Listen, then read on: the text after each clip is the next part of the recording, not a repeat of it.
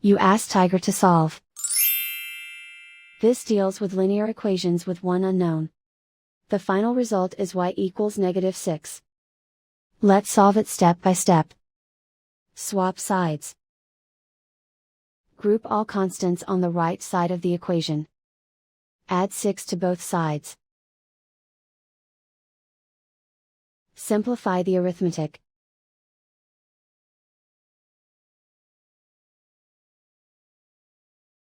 Isolate the y. Divide both sides by 2. Simplify the fraction. Find the greatest common factor of the numerator and denominator. Factor out and cancel the greatest common factor.